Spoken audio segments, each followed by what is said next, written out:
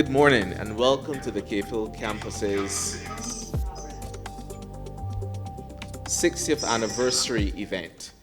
My name is Kenneth Connell. I am Deputy Dean of Recruitment and Outreach here in the esteemed Faculty of Medical Sciences, the Campbell campus. And you are joining us live from the E.R. Waldron building at the corner of Jemmets Lane and River Road, right opposite the Queen Elizabeth Hospital next door, for a very hot topic this morning. This morning, at 60 years old, the campus in the community will share with you information on planetary health, population health, and the impact that climate change has on these two phenomena. And I have some exciting panelists who will join me on stage for an engaging discussion in the cool, because in here is air condition. But first, we have welcoming remarks from Dr. Thea Scantlebury Manning, the Deputy Dean, Academic Affairs in the Faculty of Science and Technology, right next door to Medical Sciences, actually. Yes, it is. Thank you, Thea. Go right ahead. Good morning, ladies and gentlemen. Welcome to all of you, face-to-face and online. So I am pleased to bring greetings on behalf of the Dean of the Faculty of Science and Technology, Dr. Janice Badenoch, who regrettably is unable to join us today, and equally pleased to welcome you to this panel discussion. This is a collaboration between the Faculty of Medical Sciences, the Faculty of Science and Technology via CERMES, which is the Center of Resource Management and Environmental Studies, and of course, the Center of Biosecurity Studies. In the throes of COVID-19 pandemic, we've had to have dealt with many major adjustments to our routine lives, such as the repeated lockdowns, disrupted air travel, compromised supply chains, and a loss of loved ones. Although we are now living with COVID-19, some lasting consequences remain with us and the planet. The topic for discussion today inherently touches every person on Earth and is forecasted to affect future generations. Climate change and its intrinsic relationship with vulnerabilities, population, and planetary health is of paramount importance. Unfortunately, human activities fueled by industrialization and improving the quality of life have primarily driven climate change. Rising global temperatures, extreme weather events, and changing precipitation patterns are all clear signs of a planet in stress, and a very present reality touching many aspects of our life. One of the most pressing issues is the vulnerability of communities and ecosystems. Climate change disproportionately impacts most vulnerable among us, thus in low-income regions, marginalized communities, and areas prone to natural disasters. Vulnerabilities intensifies any person's aspect to resources, information, infrastructure, and disease. Most specifically, the requirement of food, water, and shelter severely strains natural resources, particularly after a critical event, such as hurricane, drought, etc. Climate change has profound implications for planetary health. Our biomes are intricately linked, and any disturbance in one area can have a cascading effect on the entire system. The loss of biodiversity, the spread of infectious diseases, and disruptions in food production are the major concerns of what we must recognize to help us move forward. To address these challenges, we must act collectively and decisively. We must prioritize adaptation measures to protect vulnerable communities to ensure no one is left behind. We must integrate climate strategies that include population dynamics, diversity preservation, ecosystem protection, and the promotion of sustainable agriculture into our climate strategies. More specifically, it's imperative that we consider the interconnectedness of population dynamics and climate change mitigation and adaptation strategies. As the name implies, the Center for Resource Management Environmental Studies was established in 1985 and sits in the Faculty of Science and Technology.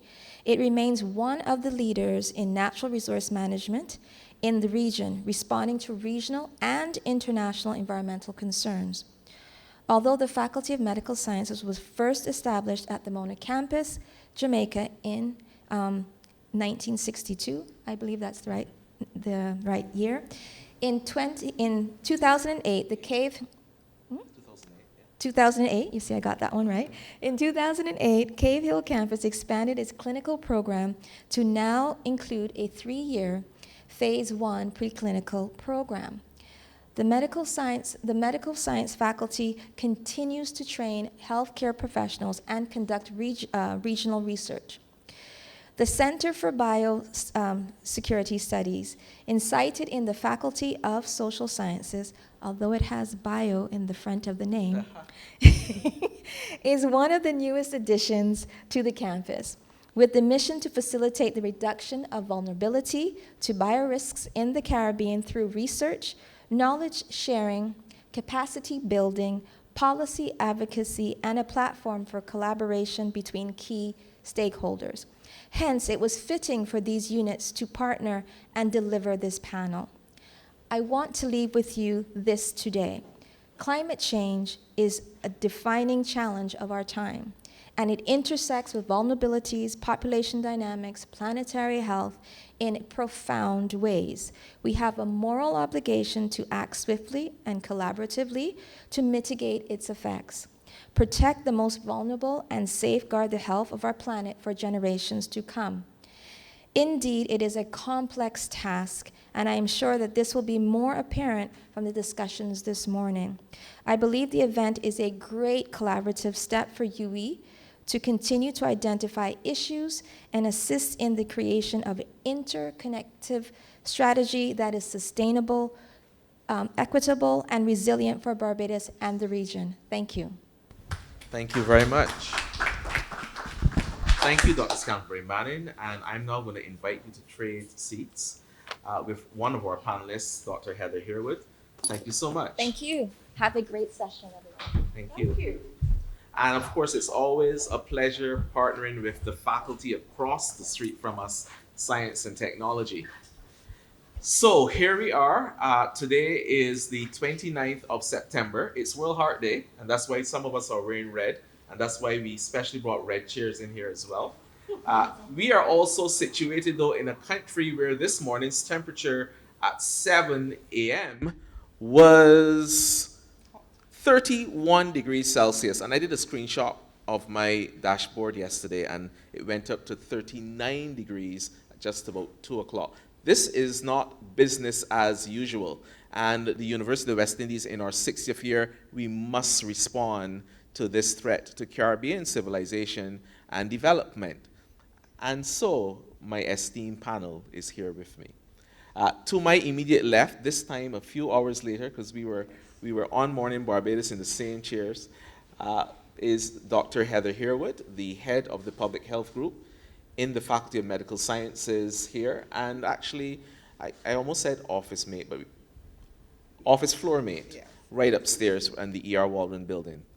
To her left is Dr., I almost said Anne St. John, but Joy St. John, one of my favorite people in public health, well, one of my favorite people generally speaking, but a public health advocate, champion, and 1-year honorary graduate, exactly a year ago, from the University of the West Indies Cave Hill campus, a true UE blackbird, always flying the flag for UE. And to her left is Dr. Mike Campbell. We sit in the office of the Dean, as he is Deputy Dean of Research and Postgraduate Studies. You, Mike, however, are down the corridor from me, right down the corridor, actually. I get to pass there on the way to coffee, right? And you joining us via our live audience here at the E.R. Waldron building, as well as you joining us online. We're happy to have you in this space. And let's get into a hot topic. So over to my left, Heather, I'll get started with you, just because you're right next to me, and you're wearing red today as well. Yeah, I'll change seats next time. Thank you so much, Dr. Connell. And welcome to everyone face-to-face and online as we are having this opportunity to share with you on a very important topic. It is a hot topic. You can interpret hot in whichever way you want. So hot as in topical, hot as in we do feel the heat, even in trying to come up with solutions. And to bring the public health perspective on it, it was reflecting on something from the Lancet Commission from 2009, which actually said that climate change was the biggest threat to our human health and development. And here we can fast forward to 2023, and we're dealing with this. And some people still might think, wait, the urgency? It is urgent because we're seeing the changes, we're feeling the changes, and it has implications for so many aspects of health. So from a public health perspective, I always go back to health, meaning not just the absence of disease. So it affects our physical health, our mental health. We can think about our psychosocial health as well. It has socioeconomic implications. So for me, this is a hot topic which we need to delve into today. And I really want to, share with you, but I want to hear from you as well. So we're welcoming questions even from now. Start to think about what we might not speak to fully, but we'll be happy to delve into it further. But I want to look at some of these and to speak about the health system implications as well, for climate change, for populations, and also for planetary health. Thank you very much, Heather. And I know we were here in this space at 7 a.m.-ish. But, realistically speaking, this morning, I'm not a morning person, that's my disclaimer, but getting ready for this event, I literally ran downstairs, made a quick cup of coffee because the non-air conditioned part of my house was so warm that it was a challenge. Last night, and I'm OCD, so I monitored this, it took 2 hours and 45 minutes to cool my room to 24 degrees Celsius. And even feeling the walls of the room at about after midnight, it was still warm. This has to have an impact on us, the way we behave, what we do, where we socialize, what we eat, and more importantly, our health. So I'm also going to pass the baton on to Dr. St. John for her opening shots. In red as well for World Heart Day. Happy World Heart Day. Same to you. And I start there because climate change affects our health. So I'm going to try to deliver a short start off with 3 topics in mind. How does climate change affect our health? How does climate change affect our environment? And how does climate change affect the economy? So, believe it or not, climate change and the things that drive climate change, air pollution especially, they even affect chronic non-communicable diseases. So when I say Happy World Heart Day, I'm really thinking of one of the impacts of climate change on health. And Dr. Harewood has spoken about the impacts on mental health, but there are impacts even on cancers. Mm-hmm. And when we talk about health, we think about personal health, but there's also community health. And one of the things about the environment with climate change is that we can't enjoy that community the way that I used to when I was a little girl. I can remember spending day after day of my summers with my brother outside playing cricket in what I thought was bearable heat. Bearable heat during the day is a thing of the past in the Caribbean. So when I'm talking about how climate change affects the environment, there's that aspect of it. It affects even your quality of life. And of course, there's the whole issue of how it speeds up the life cycle of the mosquito. The mosquito is like the tourists. They like the warm weather. And so we are seeing a shorter length of time between cycles of outbreaks. And there are a few countries in the Caribbean right now who are having issues with outbreaks, not because they don't know what to do, but the mosquito is just faster and smarter than it used to be. And then there's the whole issue of the One Health approach when we're looking at our environment. We have to learn how to collaborate. Just like how you collaborated with your sister faculty, health has to learn how to collaborate with agriculture, with environment, with all sorts of sectors. And so we've looked at human health, we've looked at our environment, and now I want us to think about our economy. The Caribbean is one of the most, if not the most, tourism-dependent regions in the world. And a lot of that tourism is dependent on sun and fun. That means that people pay money to come in the Caribbean, not just Barbados. and they want to be able to enjoy an outdoor experience. A lot of the time it's an outdoor experience with us because they like how we know how to chill. But it's very difficult to chill when it's 39 degrees at 2 p.m.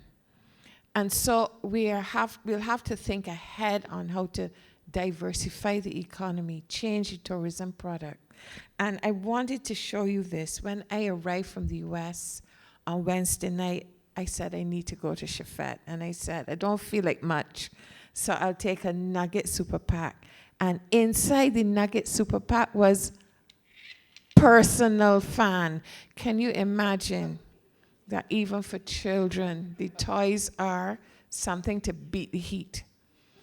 But in Trinidad, they were actually doing interventions in the schools to stop the children from fainting, not being able to learn. So we have to get with the program, ladies and gentlemen. Climate change is not going anywhere. It's getting worse, and it's speeding up.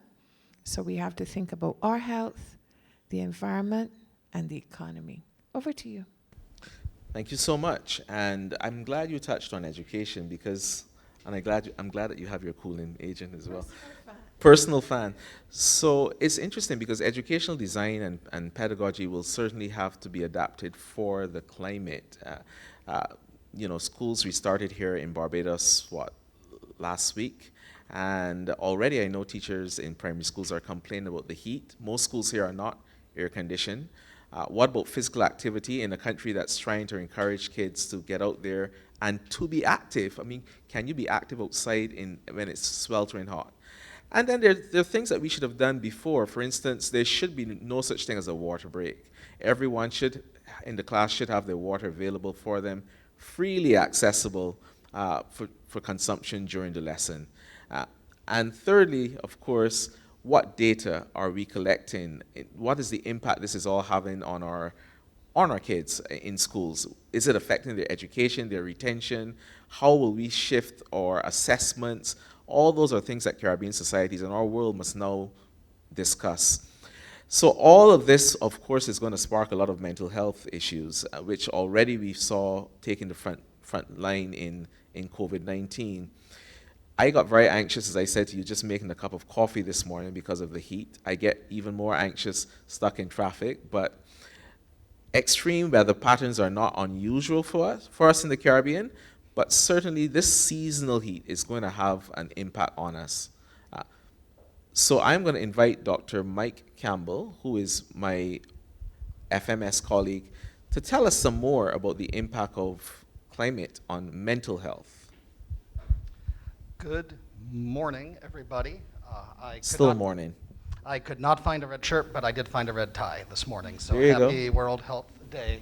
I've also made myself some very old school notes on a legal pad, but just to make sure I covered briefly what I want to cover, and I wanted to cover three things. This is the thing to do for these kind of panels, right, is articulate three things. Three key points for discussion. So my three things are what we know and what we have been doing historically about the relationship between climate and mental health in the Caribbean. And emerging understandings is the second point. Emerging understandings partly from empirical research on climate and mental health. And the third point is new ways to think about the impact of climate on mental health, the interrelationships that contextualize what happens to mental health in the context of climate change and how those might point to solutions going forward. So what do we know and what do we do? We all know what we know and do. We know about hurricanes. And in fact, we also know about volcanic eruptions and earthquakes in other parts of the region. And we have gotten better at understanding and responding to the impact of these things, right? Even SEDEMA, I shouldn't say even SEDEMA has been a leader in this, in integrating mental health components of disaster response. The ministries of health in Barbados and Jamaica and elsewhere have incorporated mental health and psychosocial support into disaster response. The Caribbean Public Health Agency has highlighted the importance of mental health in regional disaster response. And so we know about the experience personally and academically. We know about the experience of anxiety and stress and the impact on individuals, but also the impact on healthcare infrastructure and mental health support systems that comes with acute, sometimes catastrophic events in the region. And we talk about resilience. We talk about individual resilience and systems resilience. My third point is actually that resilience is a bit of a problematic term, but I'll wait to my third point to get to that. But what is interesting in the last 10 years or so, right, is that there are emerging understandings of new phenomena that are really relevant, and some of these understandings emerge as we have experienced climate change and we have experienced not just the sort of, long-term modeling of temperature rising, but more visible changes on the landscape and in societies, things that we can actually sense in our own lifespans, right? Things that we can perceive that are changing in the climate.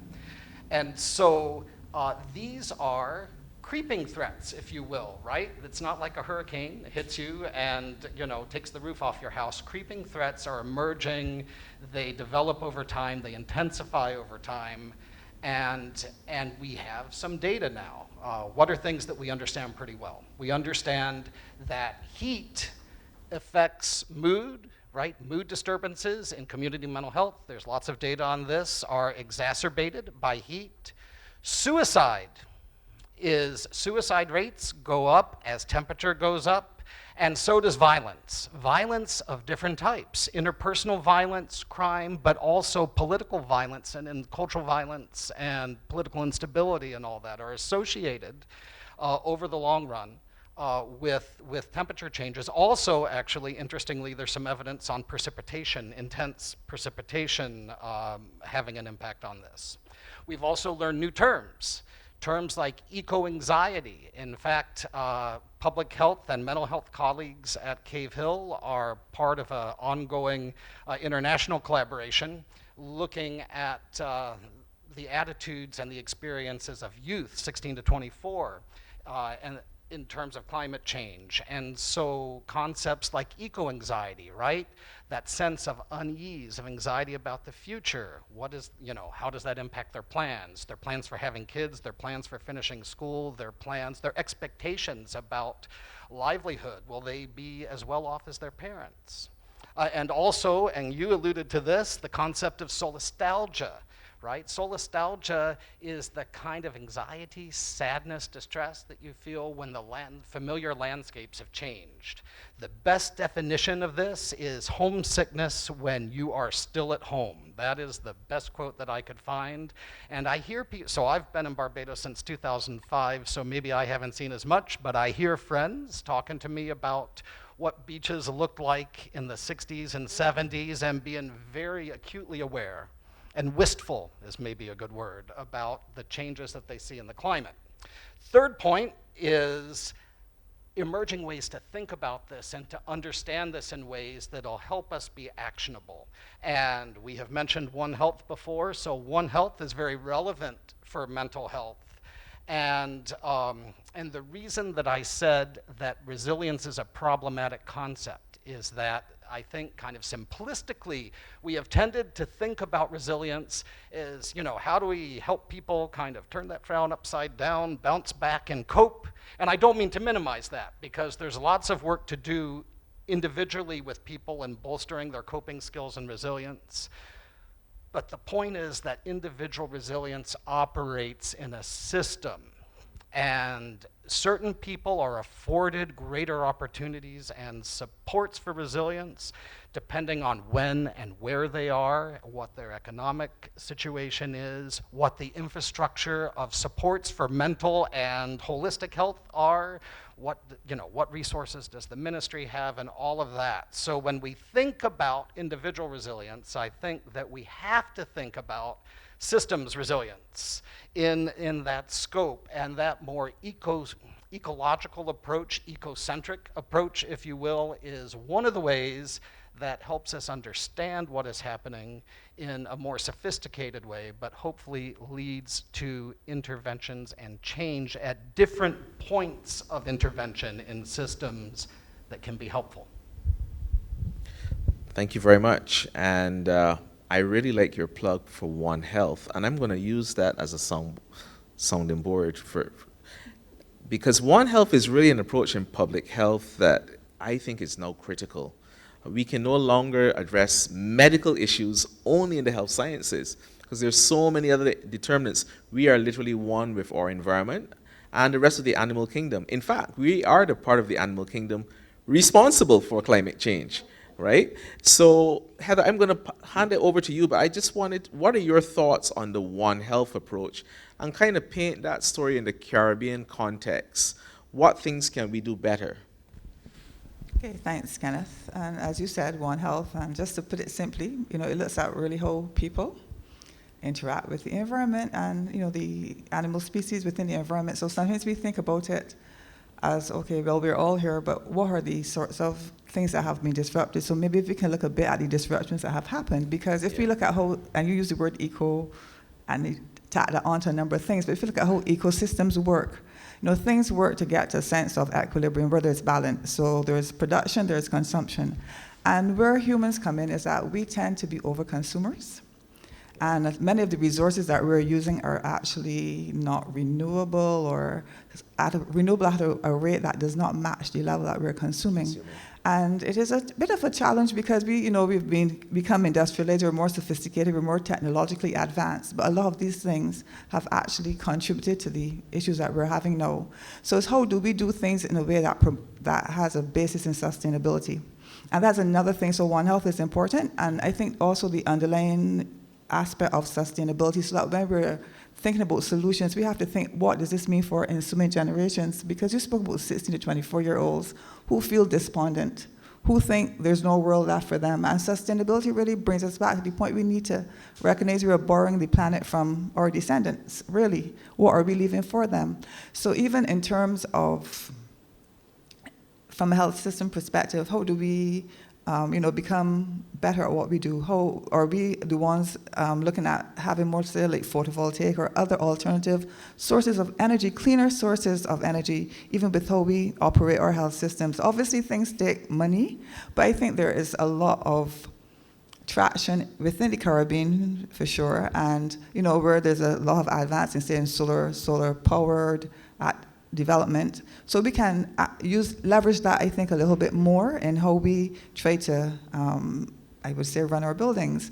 Even the lighting in clinical skills building, so we may have them on the mode where they're going to be on all the time, but there's this mode that, if you sit too quietly, so you're in the middle of class and then the room is black because it is activated by motion. And that's important because it means that you're not burning electricity through lighting unnecessarily. So there's some things that may seem little, but if we multiply it across the number of buildings we have in the country and across the region, those things can make sense as well.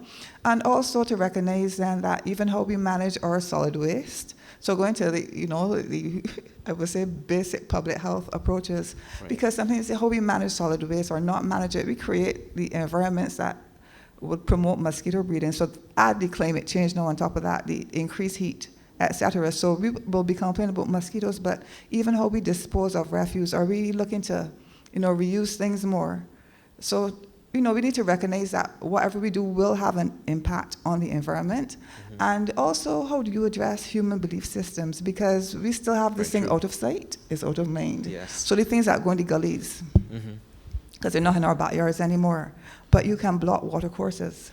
And when we get the precipitous rainfall now because of climate change, people get flooded out, stagnant water stays around for a long time, or you dump and you provide harborage for rodent vectors. So I think it is important to bring this out now because we need to recognize that whatever we do is not done in a vacuum. It affects the environment, it affects the animals, the plants. We cut down trees. So you spoke about your house being hot. So to bring a story to school, I said, do you have trees around your house, Kenneth? None.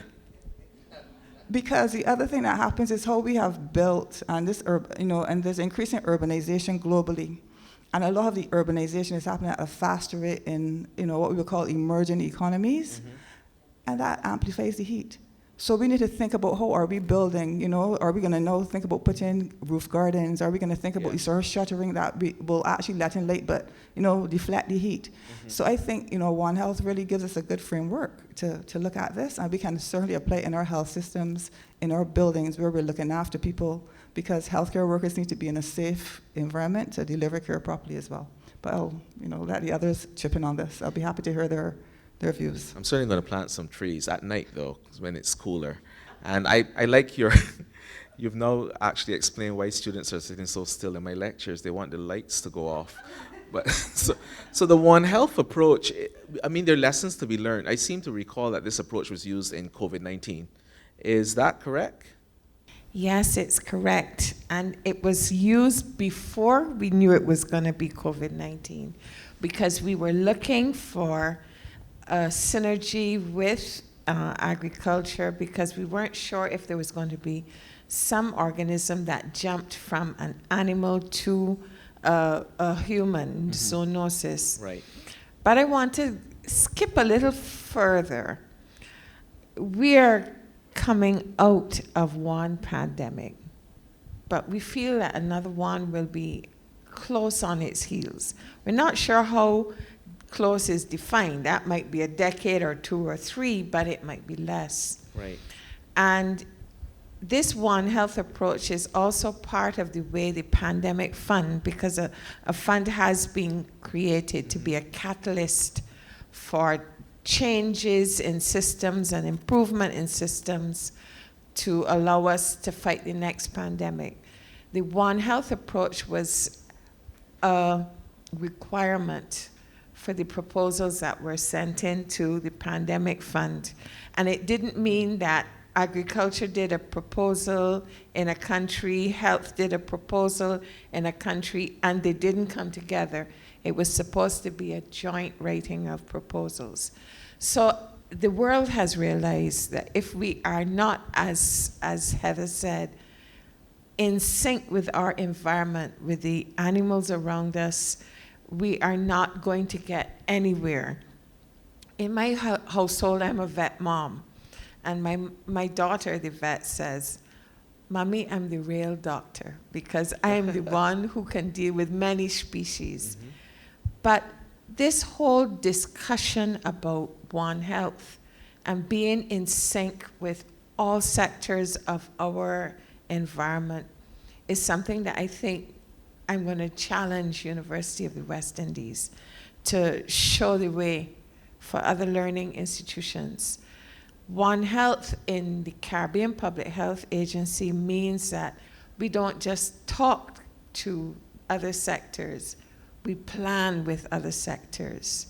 So even for our planning for the Cricket World Cup, we're trying to bring all the sectors together to see what could be the challenges, what could be the threats out there, and make sure that we are planning for anything that could happen, any outbreak.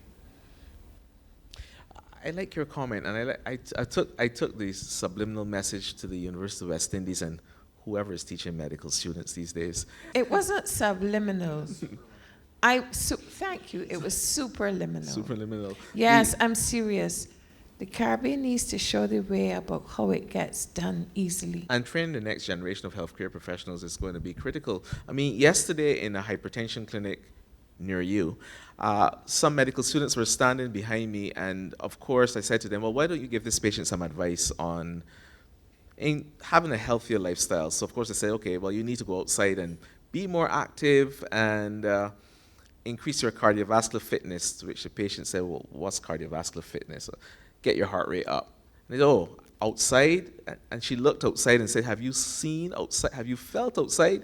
It's too hot. Of course, the student was kind of thrown off guard and said, well, just do some stuff outside in your kitchen garden. So from a practical standpoint, what do you tell patients or people out there who want to live a healthier lifestyle, or who don't even recognize the fact that the food choices that they're making are direct influence or influenced by climate change? If you can't eat healthily if healthy crops are not available. So food security and those kind of things are important as well. You can't make healthy choices if your mental health is not optimal either.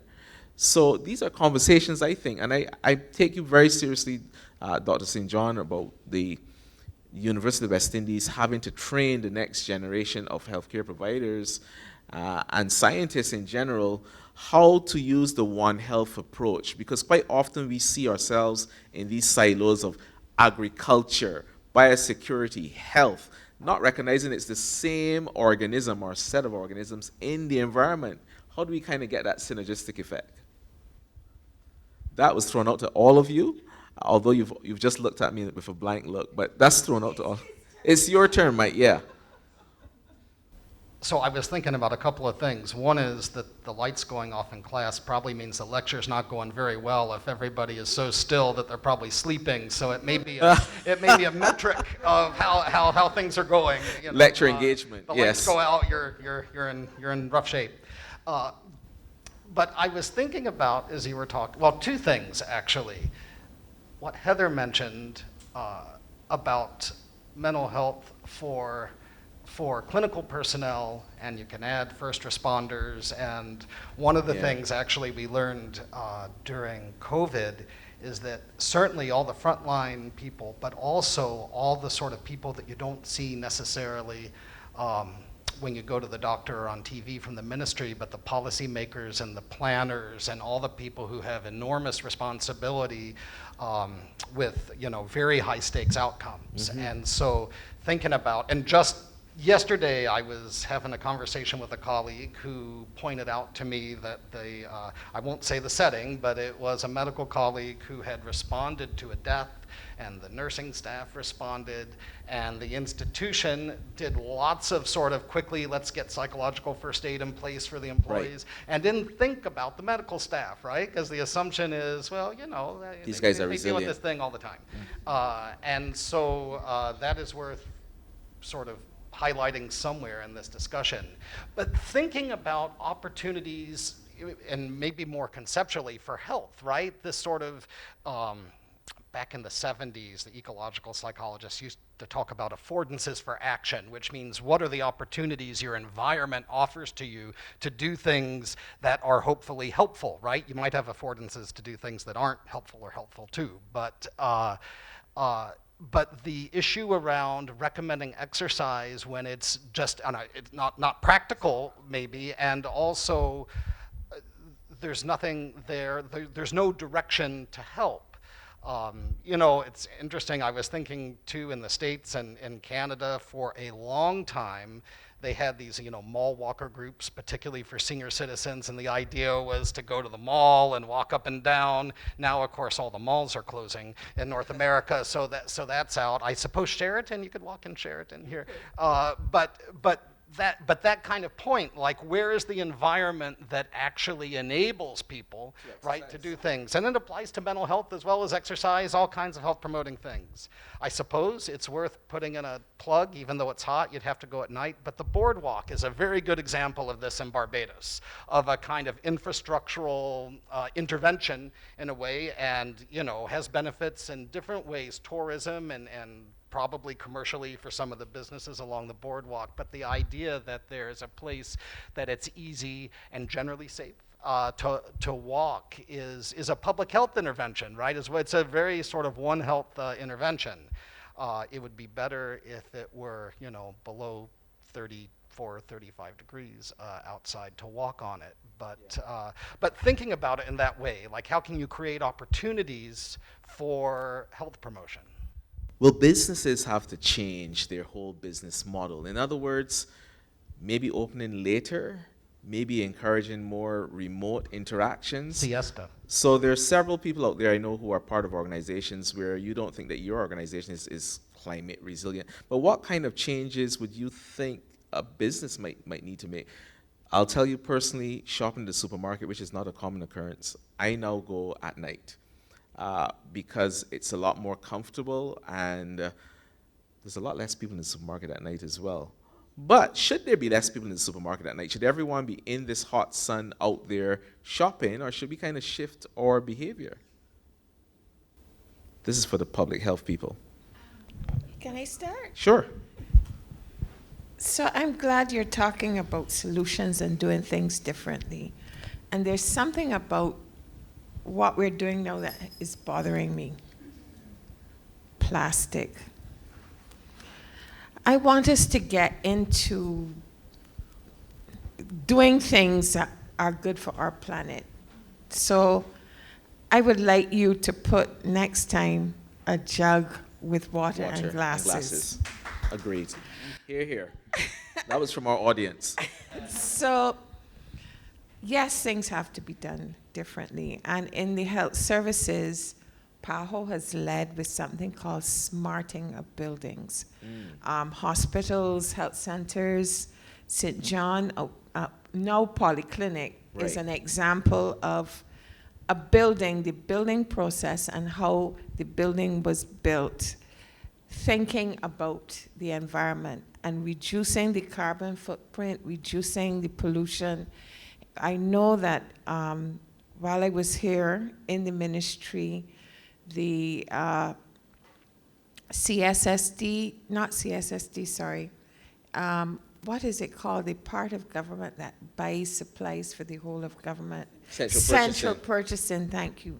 Central purchasing was already sourcing plastic bags that would not harm the environment. There you go. So there are those kind of structural, systemic changes.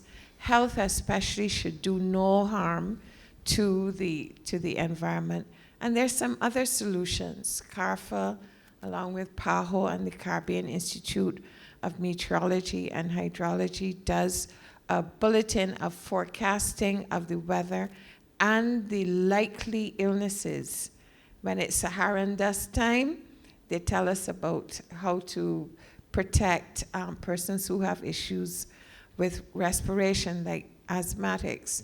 When it's flooding time, they talk about how to avoid pooled water that might have infection, leptospirosis, and now that it's the extreme heat time, they're pointing out what parts of the Caribbean will need to put what interventions in place.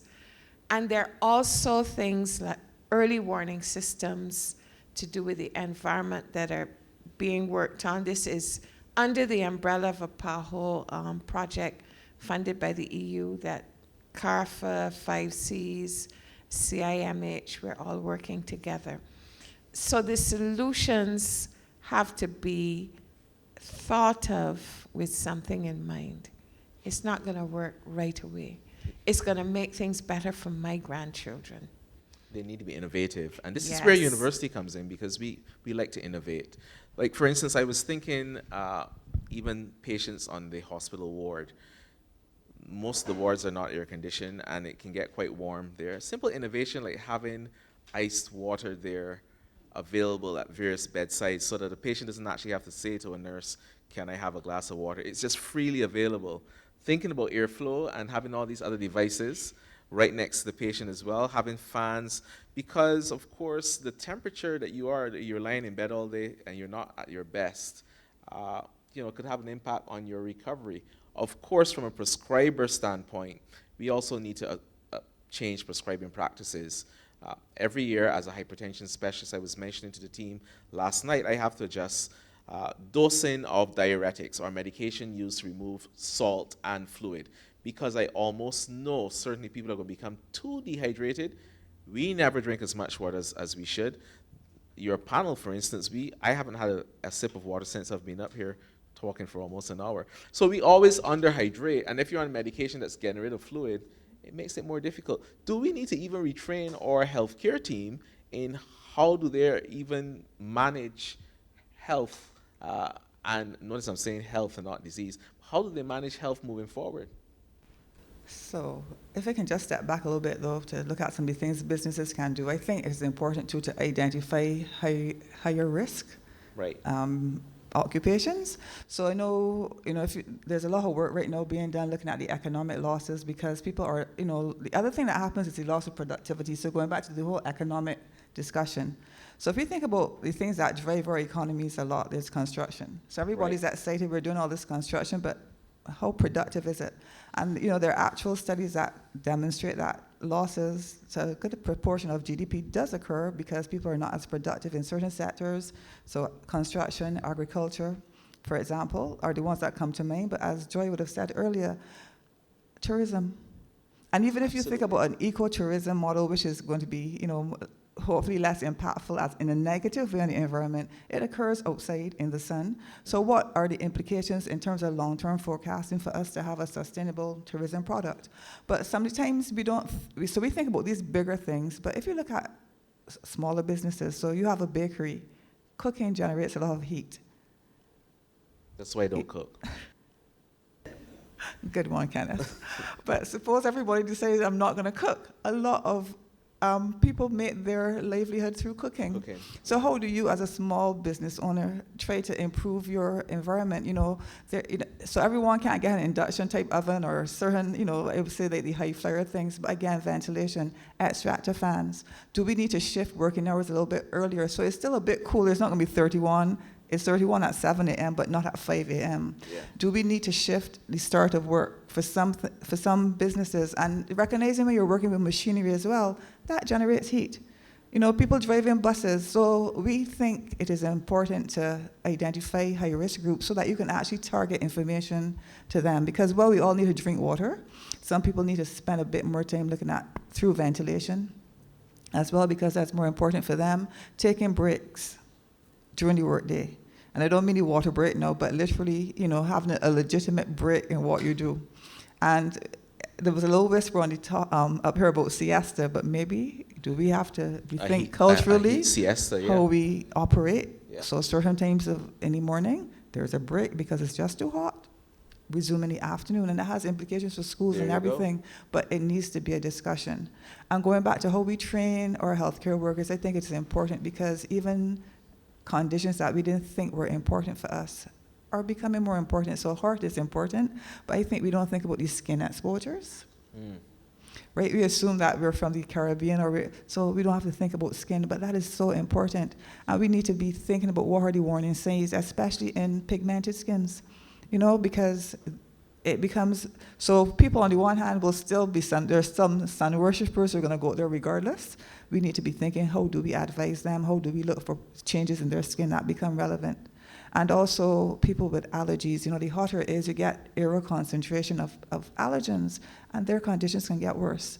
So I think I wanted to stick a pin there, Heather, and I'm just going to do a quick poll in the audience and online. How many of you wore sunblock or wear sunblock when you're going outside for prolonged periods? And this does not include crop over. Okay, so we have some audience responses. And what about going to the beach? And how often do you reapply it? Because several people are just putting one. Yeah, so I mean, it's so important. These are things that we need to start discussing. Yes, and especially for, and going back to Mike's area, the adolescents, because there's still this sense of being, nothing can harm me. Yeah. And maybe that's the hardest group to actually get to apply any health intervention, yeah. So again, we need to think about targeting interventions, and as healthcare providers, and I just don't want to think nurses, doctors. I think honestly, for us to really make traction on this, we need to see that. So going back to what pure public health is, public health only works when the whole of society gets involved. So individuals within society need to be able to find things that they can do to contribute to the bigger whole. And we need to then, have our messages that are reachable, that are practical, that at every level, whether it's, starting with individuals, homes, communities, even up to the policy level, if they're all working together, I think that's where we'll get the traction that we need. Well, I'm glad you brought up policy because, we think about individual measures, which are good, because we all have the personal responsibility. But largely, this response to climate change is really going to be a political and even geopolitical response, right? So what kind of things do you think, what kind of policies do you think our governments should already be starting to discuss and contemplate moving forward? Let me start. And let me start at the geopolitical level. And you know that last year, the Caribbean was very strong about loss and damage. And looking at the Caribbean and small island developing states from that perspective, because we aren't producing what is changing the climate, but we're getting the effects. not only hurricanes, the fact that we're having more frequent severe weather events, the landslides, the drought. The drought is climate change. So from that macro perspective, the Caribbean has been pushing this whole issue of loss and damage so that we get some of the flows of funding, because a lot of what has to be done to deal with climate change, to re-engineer the tourism sector, needs resources. So there's that at the macro level, and of course there are things like the Paris Accord and ensuring that health is part of the climate change interventions that are being underwritten and funded through some of these proposals. And then there are those far-reaching policies that come closer to home. The retrofitting of the tourism product. Dubai has a tourism product, a strong tourism product, and they're in the 40s all the time. So we have to start talking to our friends across the different ponds to find out how they're doing it. And there's also been winter tourism. How did they retrofit? And we can perhaps get some ideas for our tourism. But the policy imperative in a political cycle that's usually every 5 years is not an easy one. Yeah. The technocrats need to be very skillful policy advisors and look long term. I like that response because, you know, policy is really what drives change or brings about some kind of progress. Of course, you kind of need implementation as well as someone to monitor and track policy to see how it's moving. Mike, I'm going to give you a very practical example of something that happened this week to me in the office. So usually patients coming in, I would conduct a PHQ-9 questionnaire for depression. And quite recently, I've been doing it a lot more consistently. But even just asking a basic question, how are you coping with this heat? There's usually a sigh and then this whole long litany of complaints. You know, some of it is an excuse. I haven't done any exercises because of the heat. I haven't done my blood pressure readings because of the heat. I haven't been sticking to diet because of the heat as well. But practically speaking, a lot of our patients and people out there in the community are really getting the impact from the heat. Psychologically, how do you think we could address that? Well, that's a hard question. That's why I'm here.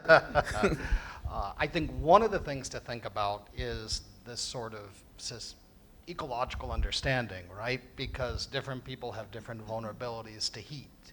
And just as you say, right, for some people, well, you know, I couldn't exercise this week, but, you know, they probably could have, right? They have the resources to figure it out. And other people who might be living you know, without air conditioning, maybe in a 1 or 2 room house in a neighborhood that doesn't have, you know, lots of wind and there's lots of people in the house, right, is a very different thing. And then are there elderly people in the house, and are there people with diabetes in the house, et cetera, et cetera, et cetera, right? You can layer on different types of vulnerabilities. And so thinking about the person, right, in their environment, and then trying to adapt suggestions that are actually practical, both in terms of things they're actually likely to do if they can, and also what is really feasible for them to do. And the fact is that there isn't, you know, there is an association. And so I think that also maybe proactively talking with patients about how they deal with heat. What is their home like, right? We teach medical students to ask questions about do you have indoor plumbing, et cetera, right? To gauge. But thinking about maybe revamping that list of questions, right? To think to what's the climate? Climate-related questions. Yeah, climate-related questions. Definitely. And, you know, the other thing that I was thinking as Dr. St. John was talking is that it's not just individual behavior, right? It's policymaker behavior. And these kinds of questions are more difficult, right? How do you gauge or how do you advocate, right, for major change? Because the reality is, without substantive change, this is likely to get worse for everybody. And so I was thinking about two things, actually. One is, and this probably happens more, let's say, in the States, but it happens here, the sort of, well, the denial brigade, right? Nothing is happening. I can, it's all fake I heat. have this study that somebody published, there's 1,000 other ones, but this one says, the debate is not there. And often, right, it's not even necessary to supply compelling evidence for an alternative model. It's just introducing doubt, right? That's how public influence works. And so this is something we have to contend with when we are, talking to policymakers nationally, regionally, globally, and it's a real challenge. So imagine every 4 or 5 year cycle, where if as electorates we held our governments accountable in their manifesto, what policies speak to One Health and climate change. Can you imagine that? So it's not just about just taxation or of course better roads and those kind of things that usually electorates are very concerned about. But how does your policy speak to my environment? Because I know it's going to impact my health. Those are direct questions that I think could come from us. But it has to be pushed by us on the stage in the public health and in the health sector, because we see the impact more so than ever. Heather, I want to ask you some practical questions because I see some comments coming in online about patients living with NCDs and making adjustments in climate change. We obviously, for hurricanes, we tell people they need to have their medication available and they need to have a stock of medication and plan ahead. But how do you cope with NCDs in the extreme heat, prolonged climate change?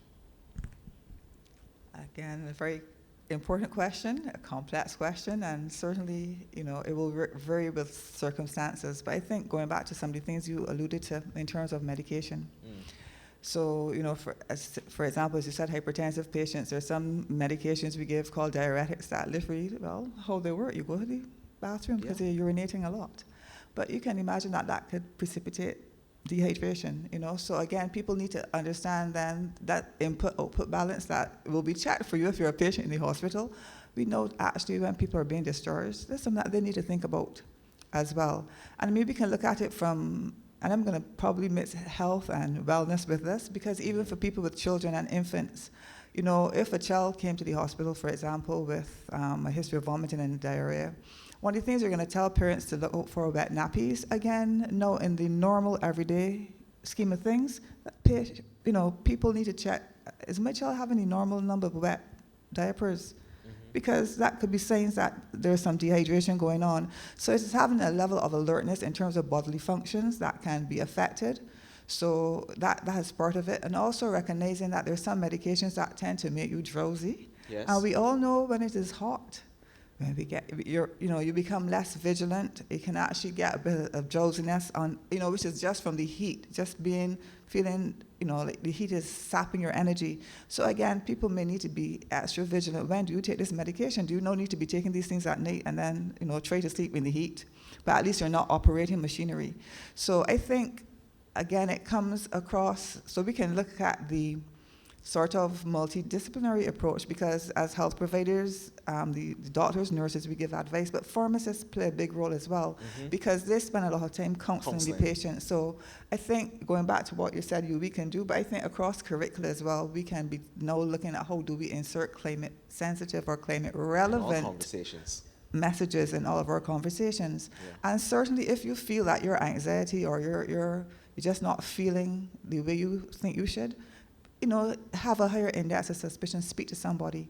Because I think a lot of the silence around mental health and not wanting to admit that, because people are going to think you're crazy. And we know that we know here that mental health is more than that. But how do we normalize it is okay to get a check if you're not feeling like yourself? As you would for physical illness. There are a number of things that I think trying to make it more acceptable, but recognizing that we too as health providers need to be more open to what people might be highlighting, because as Mike said so importantly, a lot of things may not be emerging Oh, yeah. that we have Yeah. not thought about before.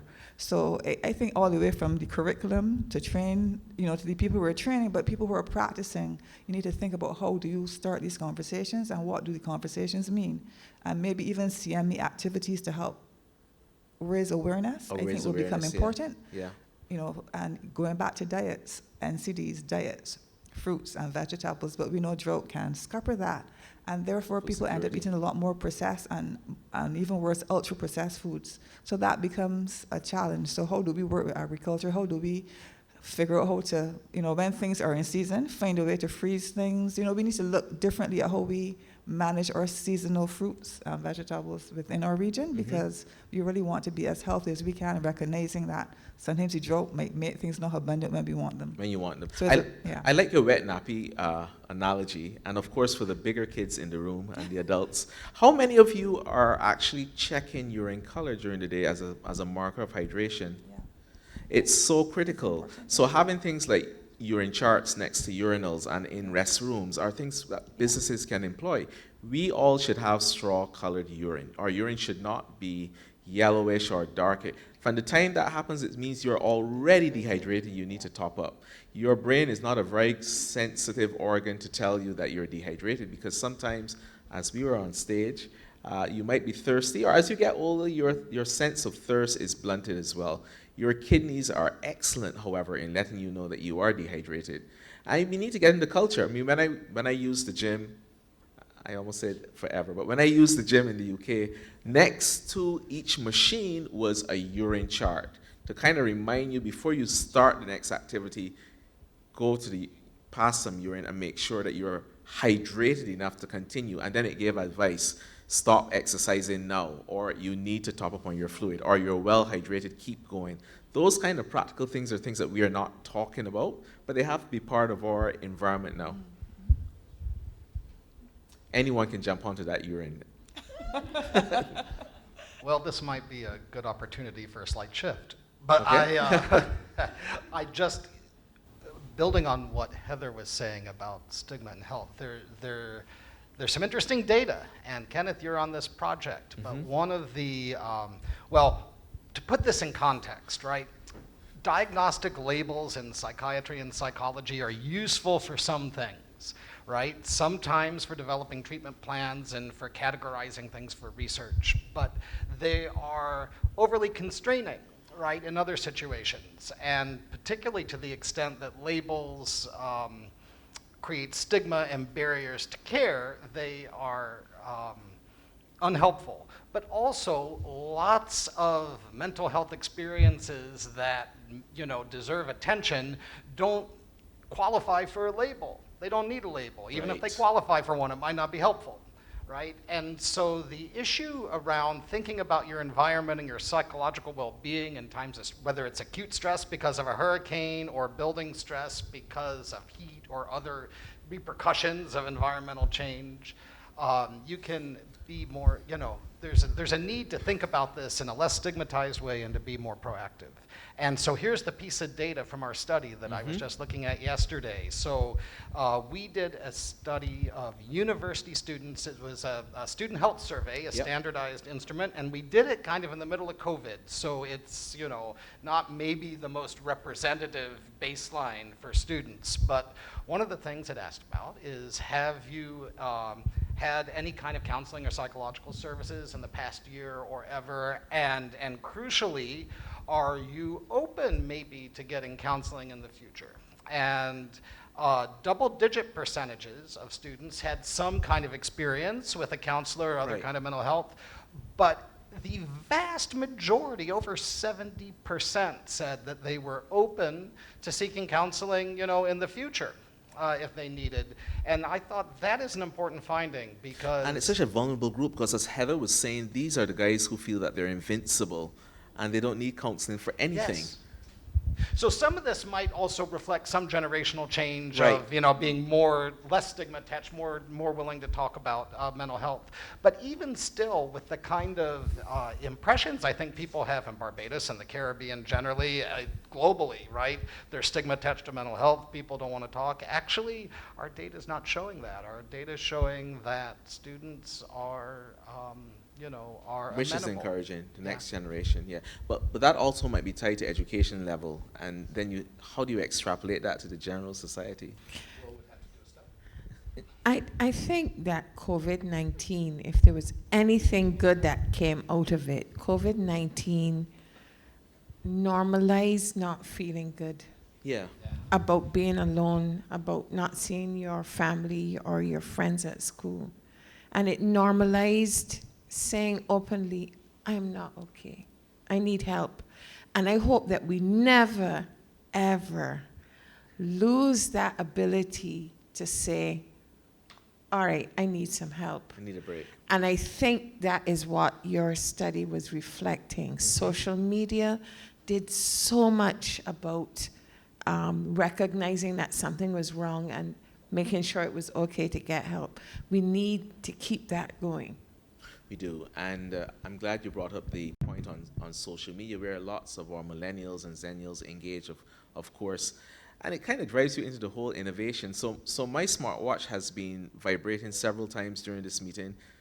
I'm not looking at it, to remind me to drink water.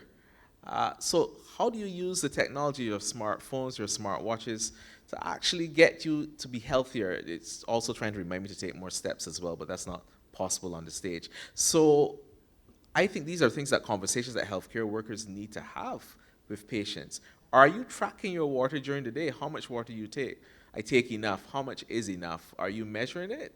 And how do you know that when you're dehydrated, when we come to those kind of interventions? These are conversations that doctors, pharmacists, nurses, healthcare workers, bosses of institutions need to have with their staff. For instance, I know at one institution of learning, they have a water policy in place where they are tracking their staff.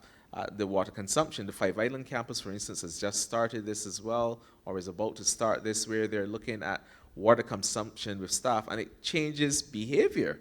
So it's not only do you drink more water, but you exercise more, you pay more attention to your blood pressure, which is always a good thing, and you do all these other healthier things that you didn't think you would do. So the question is, what kinds of interventions can occur in the workplace? I knew you were going to like that one. In the workplace that you think might be useful. Well, the CARPHA Staff Association came up with this idea, and they said we want a workplace wellness policy, but it must include mental health. Wow, excellent. And this, because we have an employee assistance program, which is very good. And so they have been putting together a policy. They have wellness focal points in the departments. And this whole thing about CARPHA has become CARPHA Moves, because we have Caribbean Moves. Right. And it's something that we celebrated for Caribbean Wellness Day as well. So that's why I started dancing, because I actually have my staff saying, this is what we want. And you're I all think over that's social media wonderful. as well. For those of you watching, you can get all that information on social media from Yes, CARPHA, yeah. yes. But workplace wellness writ large is something that we need to get serious about in the Caribbean. I can remember when I was here as CMO, there was an initiative pushed by pharmacists where workplace wellness was something written into the policies of some of the private sector businesses here. And they actually tracked their employees' wellness and the productivity that accompanied it. So it is not just those pesky employees. There's Right. also improved productivity. In Barbados, we have something called presenteeism. Oh, yeah. People come to work and do nothing. Yeah. Yeah, which is worse than absenteeism. So even in the workplace and workplace wellness programs, there's always been resistance from management, because it's kind of seen as an extra set of money needed, whereas it should be seen as an investment in productivity in the workplace. Yes, because I was just going to piggyback on that. Having worked with, back in the day with Heart and Stroke Foundation, looking at workplace wellness interventions in a number of companies here. And, so the selling point was this is a win-win for the employers and for the employees. And a lot of the things were also centered within the actual workplace. So you're bringing some of the interventions, so you don't have to leave work. And if you think about it, work is really are like captive audiences in the workplace. Yes. And that's really the underpinning reason why workplace wellness makes sense. And I think, too, it also builds up the camaraderie within the institution. And if you think about it, when you get people think that you're invested in them and interested in them, not just as a pair of hands, you get a lot more. And I think also it creates the space, especially if you bring the mental wellness aspect of it to say, well, I don't feel right today, or there's something happening. It becomes a safer space to share, because a lot of these times where we have presenteeism, sometimes people are carrying heavy burdens that they don't feel comfortable to impart in the workplace. So there are a number of things that we can think about making workplace wellness important, and also thinking that it can be an extension into the families as well. Because again, if you're looking at the principles of eating better, exercising, doing things from a more healthful perspective, the trickle down is that you take it into your home. So it has the opportunity then to be further reaching within the community. But you need to look at some of the factors that make workplace wellness programs successful. And it's getting that buy-in, and not it being seen as a management imposition, but that we're working on this together, and we're trying to get everybody to, get their bottom line. So if my bottom line is to improve my health, and yours, the employer, your bottom line is to get more productivity, we both get what we want. Absolutely. But there needs to be that sort of mutual obvious benefit for persons as well. So would you believe we only have 15 minutes left, and we have members of the live audience here and the online audience. So I'm going to ask both audiences to challenge us with your questions or even solutions. I'm saying so because I'm only the moderator. So challenge us with your questions and solutions so that we can kind of respond to them as well, because this is really us having a discussion and kind of offering some solutions at the policy level and at the individual level, but I'm sure you have questions as well. So I'll start with the live audience. And maybe this might be an opportunity for me to get some steps if I walked. No, the camera people are going to kill me for. So you're the reason why I'm being physically inactive today. All right, so we have a mic. There you go. So we have Ms. Leanne Sandy, who is the Quality Assurance Officer at the Solandi. Why did I say Sandy? Maybe I'm thinking of beaches. At the Queen Elizabeth Hospital next door. Thank you for everyone. I just want to ask a question. At the hospital, we have been trying to, as part of the quality program, that we had to implement a staff wellness program, which has had such a slow uptake. So I really want to ask, what sort of what should I say, implementation measures is we should, try to encourage the staff to see it as something good we're doing for them, and not an, encroachment on their personal lives. Yeah. So I know that Professor Devenish is not on the panel, who is the kind of workplace wellness expert, but any of you on the panel want to take this one? And this is where I kind of step aside from you. Well, if I reflect on the companies I spoke to you about where we would have done the workplace wellness, I think importantly starting with a needs assessment as well, to find out, what are the things that people are interested in. So you may be interested in hypertension, but they might not want Sorry, Kenneth, I could not resist that. But being serious, just to try and understanding that everybody will not get everything that they want. But I think when people recognize or feel that their opinions matter, it becomes important. But you also need to know the temperature of your environment. So, comparing some of the companies who were involved, the companies where it worked best, there were better relationships through HR and people felt engaged, whereas there are some companies where you might need to repair some of these relationships first before they come on board with your program. Yeah. So, this is a hard question, but this is a real hard response, which is the truth. It becomes important. And also finding someone who can be champions at different levels in the organization. I think those are some of the key factors that you need to, explore a little bit more. Yeah, so it's because, of course, workplace wellness is part of change management, and implementing that in an institution is not the easiest thing. Joy, you wanted to add to that, or I saw you grab the mic. Well, I saw both of you grab the mic. We both grabbed the mic, so gentlemen first. Okay.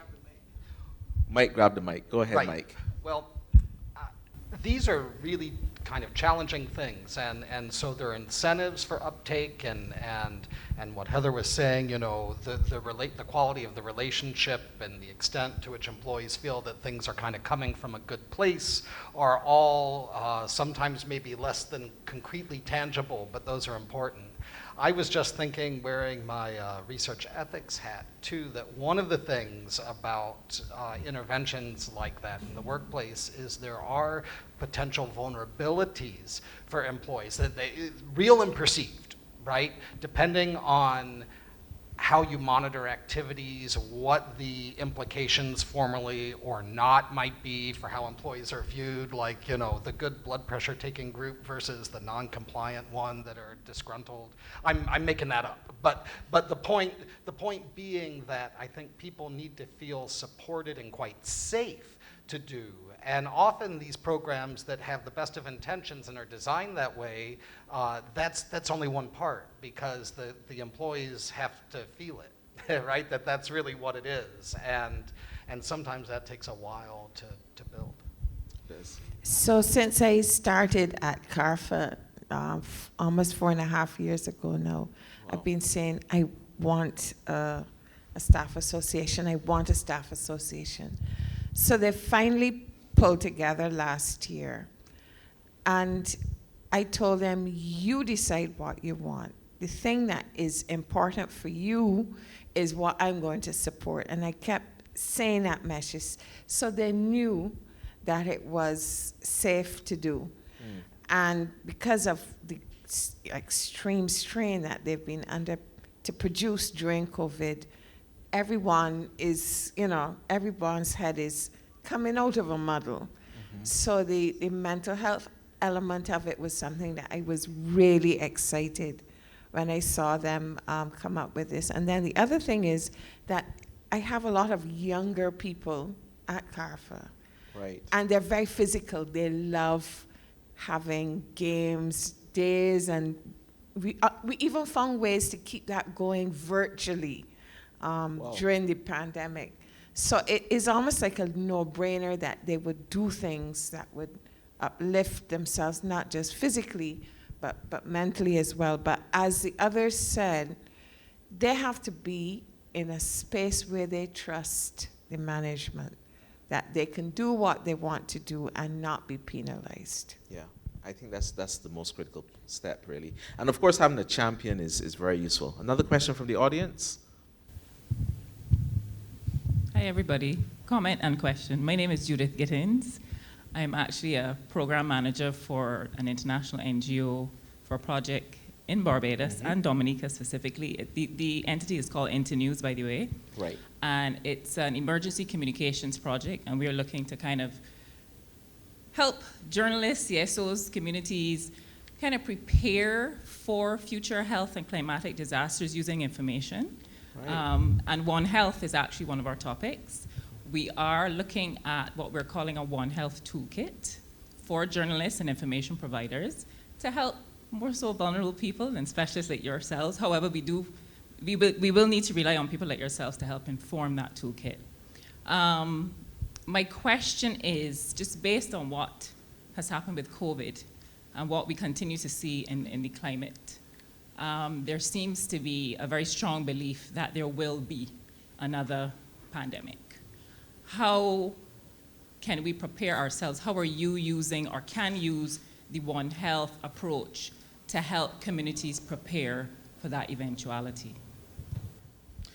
So that's a good question, and I'm glad that you brought in the media and One Health approach, because actually the One Health approach can be used for so many different things. Pandemics, climate change, and of course antimicrobial resistance as well is another big topic.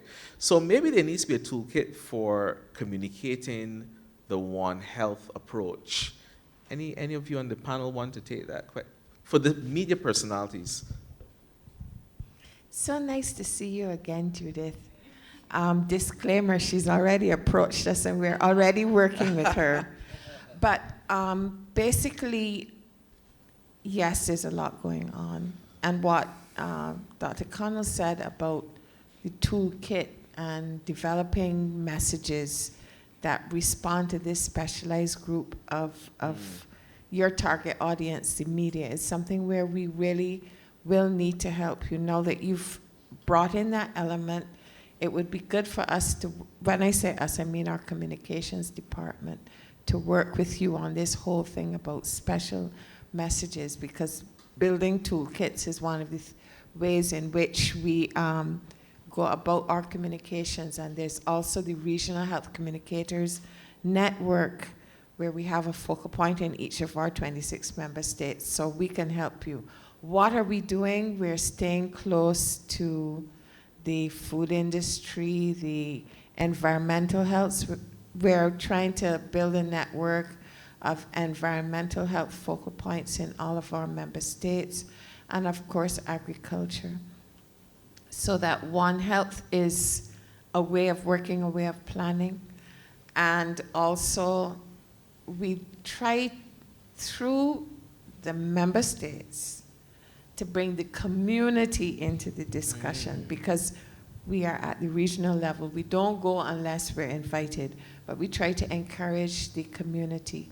There are peculiarities in the Caribbean, even though we're very small geographically, and we need to respect those peculiarities. But keep working with us.